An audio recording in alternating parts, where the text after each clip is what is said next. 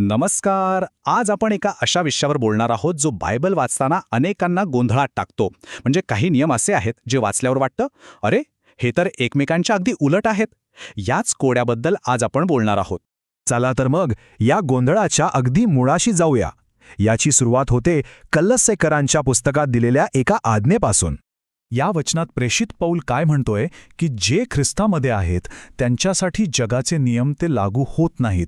का? कारण आध्यात्मिकदृष्ट्या ते त्या नियमांच्या पलीकडे गेलेले आहेत. आणि इथेच एक मोठा प्रश्न निर्माण होतो. म्हणजे बघा, एका बाजूला सांगितले स्पर्श करू नका, पण दुसरीकडे बायबलमध्ये अशा अनेक कथा आहेत जिथे एका स्पर्शाने लोकांचं आयुष्यच बदलून गेलं, त्यांना दैवी शक्तीचा अनुभव आला. मग हे कसं? हा जो विरोधाभास आहे ना, तो आणखी स्पष्ट होतो जेव्हा आपण बायबलमधल्या काही विशिष्ट कथा बघतो. चला तर मग स्पर्शाची ही दोन वेगवेगळी रूपं काही उदाहरणांमधून समजून घेऊया. तर मुद्दा अगदी स्पष्ट आहे. एका बाजूला स्पर्शामुळे मृत्यू होतोय, तर दुसऱ्या बाजूला त्याच स्पर्शाने नवीन जीवन मिळतंय. यावरूनच तो मूळ प्रश्न आपल्यासमोर येतो. पण गंमत अशी आहे की या धर्मोपदेशानुसार आपण कदाचित चुकीचाच प्रश्न विचारतोय.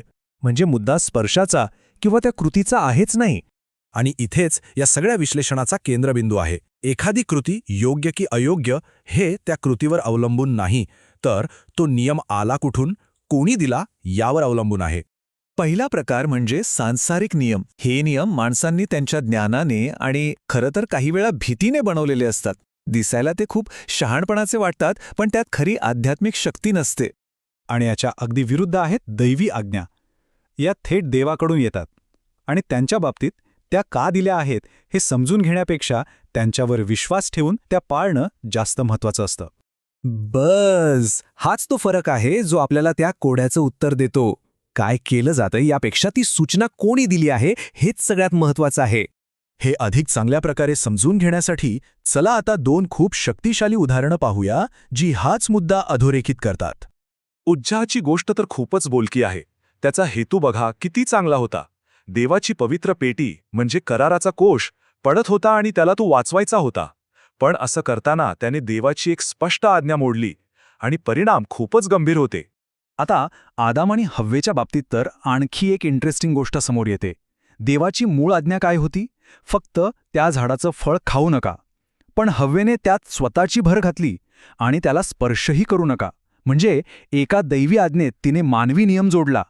त्यामुळे मूळ पाप फळ खाण्याचं किंवा स्पर्श करण्याचं नव्हतं, तर देवाची आज्ञा न पाळण्याचं होतं. तर मग या सगळ्या उदाहरणांवरून आपल्याला काय समजून घ्यायचं आहे आणि याचा खऱ्या आध्यात्मिक स्वातंत्र्याशी काय संबंध आहे? प्रेषित पौल स्वतःच याचं उत्तर देतात. ते म्हणतात की खरं स्वातंत्र्य म्हणजे कोणतेच नियम नसणं असं नाहीये.